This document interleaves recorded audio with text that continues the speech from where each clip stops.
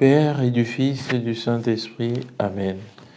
Il n'a pas dit que tu coulerais, il n'a pas dit que tu sombrerais, il a dit, allons de l'autre bord, allons de l'autre bord.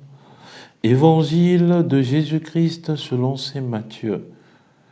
En ce temps-là, Jésus montait dans la barque. Ses disciples le suivirent. Et voici que la mer devint tellement agitée que la barque était recouverte par les vagues. Mais lui dormait.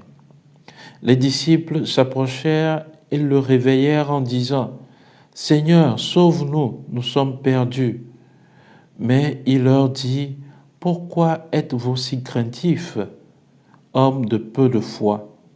Alors Jésus, debout, menaça les vents et la mer. Il se fit un grand calme. Les gens furent saisis d'étonnement et disaient « Quel est donc celui-ci pour que même les vents et la mer lui obéissent ?» Bien-aimés de Dieu, paix et joie à vous. En ce mardi de la 13e semaine du temps ordinaire, nous poursuivons la méditation de l'évangile de Jésus-Christ selon saint Matthieu, le chapitre 8.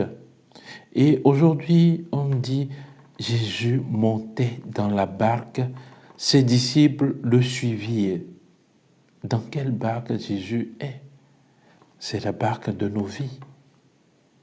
Et alors, l'évangile poursuit en disant que voici que la mer devint tellement agitée que la barque était recouverte par les vagues. Je peux me poser intérieurement la question, dans quelle barque je suis? Est-ce que c'est la barque de Jésus-Christ? Et quels sont les vents qui s'agitent autour de cette barque en ce moment? Qu'est-ce qui ébranle mon cœur en ce moment?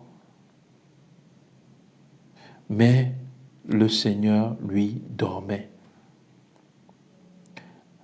Nous sommes dans la barque avec Jésus-Christ et parfois il nous semble que Jésus est absent de nos vies.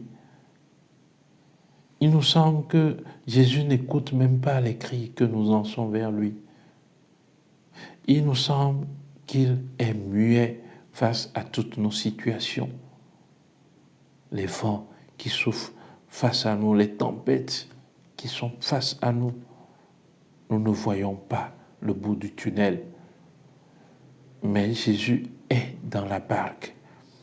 Alors les disciples s'approchèrent et le réveillèrent en disant « Seigneur, sauve-nous, nous sommes perdus. » Tel doit être notre cri. Jésus, son nom veut dire « Dieu sauve ». Alors il est venu pour nous sauver. Il nous faut mettre totalement notre foi en lui.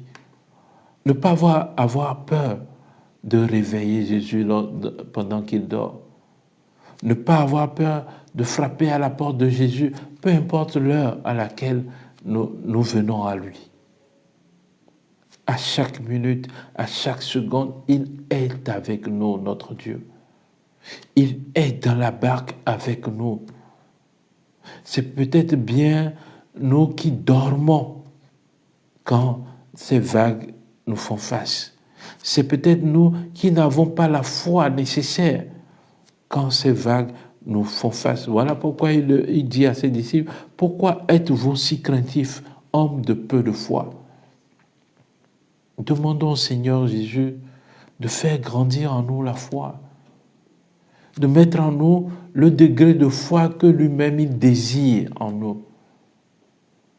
Prions-le de faire taire les vents qui soufflent face à nous, les vents qui nous sont contraires, la mer tumultueuse qui est dans notre vie. Mais rassurons-nous de sa présence dans cette barque dans laquelle nous sommes.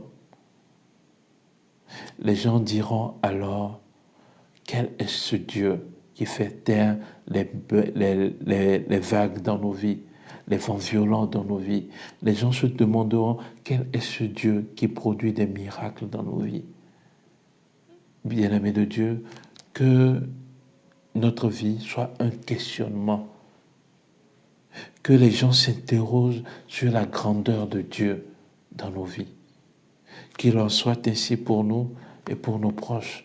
Que Dieu Tout-Puissant nous bénisse et qu'il nous garde, qu'il nous comble de ses largesses, lui qui est Père et Fils et Esprit Saint. Amen.